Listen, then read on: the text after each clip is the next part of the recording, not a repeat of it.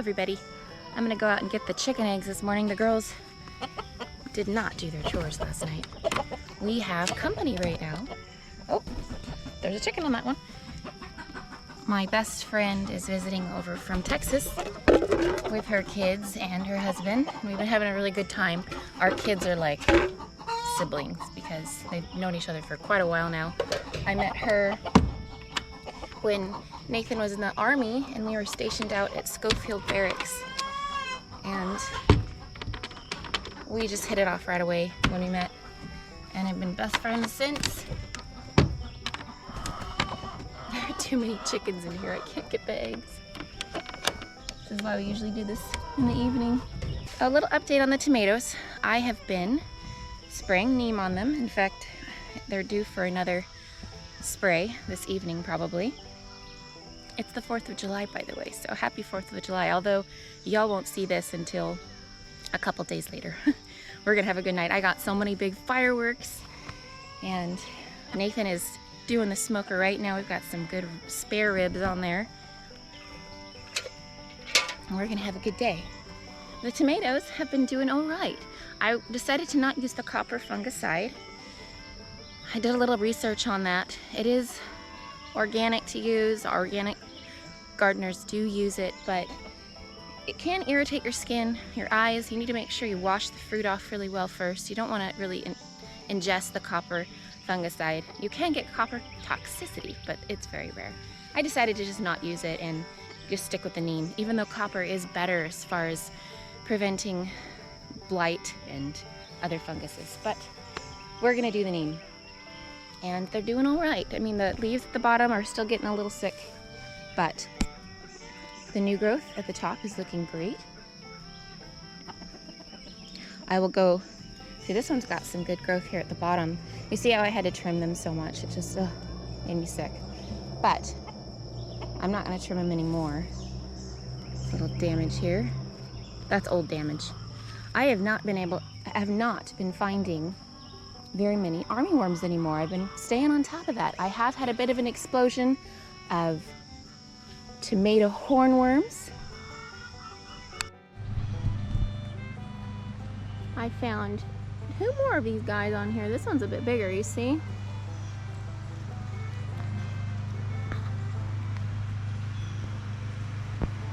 Now these things get quite large. So I'll get him off there before he does any more damage. This is the 3rd one I found on this plant. This is the Cherokee Purple. But other than that, it's been going really well. I'm gonna take you all over to see my really tall tomatoes, but the sun's starting to come into the garden. I figured out why my tomatillo is not producing fruit, but just making lots of flowers. So tomatillos do not self-pollinate like tomato plants do. So I needed 2, and I only have 1. So I've got this massive tomatillo. Can you believe it? Look at this thing. I'm definitely gonna do this next year. And if I can find another tomatillo plant, I will plant it this year, but it's gotten ginormous. The honeybees love it. They're always all over this thing. I don't know if y'all can see that one going over there. And this is my Cajun bell pepper. Look at this, he's producing tons. And then our habanero. The habaneros always do fantastic out here. We're in zone 8A. They go nuts. And this guy is producing tons. I think I might pick these and actually pickle them.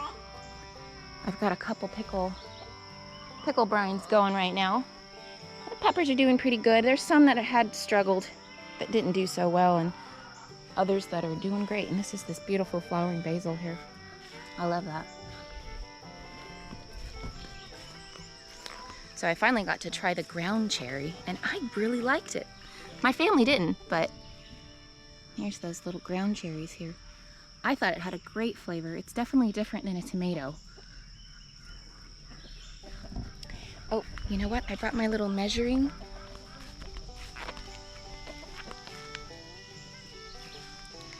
I'm gonna measure to see how tall this tomato is. You can see the sunflower is has its resting place here on the fence. And I will probably cut it down soon. It's just about had it. You see her, the tomatoes. It's a little bit sunny now. How tall they are. It's probably because I had to...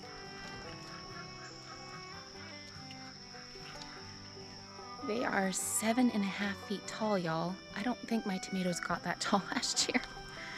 That's crazy. Okay, so this squash area is going good. The beans are still totally taking down the corn and the sunflowers. In fact, look at this. I've got sunflowers all over. Look, the cardinals have been out here like crazy eating these. Oh, they're doing good. I mean, I don't see any signs of powdery mildew here.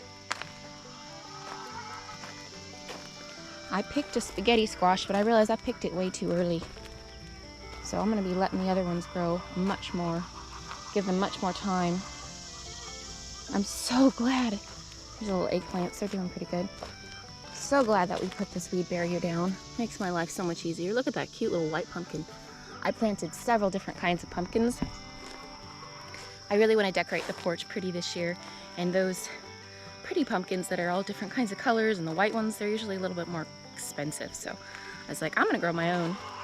And the spaghetti squash. These little squashes are doing good. Whew. Got some spaghetti squash somewhere around here. Where'd y'all go?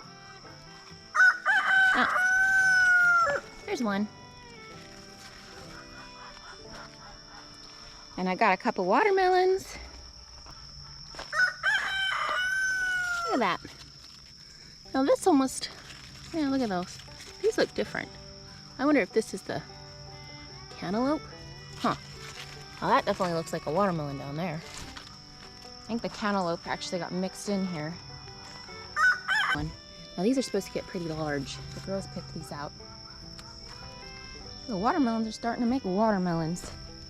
Look at these tobaccos. These two are getting huge. I need to look up to see when I need to actually harvest those. I'm gonna go check out. I'm gonna go see what Nate's up to. He's getting that smoker going. Oh, this guy came down. I need to go get my twine and fix that before that becomes a problem. But as you see, the tomatoes are still doing all right. Septoria leaf spot is not taking them out yet. Oh, look, one little armyworm. This is tomato hornworm damage here. They make big, big holes. These turtle beans are doing good. Oh, just climb onto tomatoes. So how the beans go is I'm just gonna let them grow as much as they want, and then when they start drying up, we'll let the beans dry and then we can harvest them. Right now they're still green. So when the leaves are all dried up, then I will come out here and harvest some black turtle beans. So this row over here, I'm going to be taking it out in August and actually doing more potatoes. And I'm going to do the no dig method with those. I'm gonna get some straw. In fact, yesterday Nate and I were going to the store to get some ribs, and I've been needing to get straw. I don't know, I need to figure out where to get it. And lo and behold, there's a big old straw bale just in the road. It must have fallen off of somebody else's vehicle previously, and so we picked it up. So I got this big straw barrel for free. I'm excited.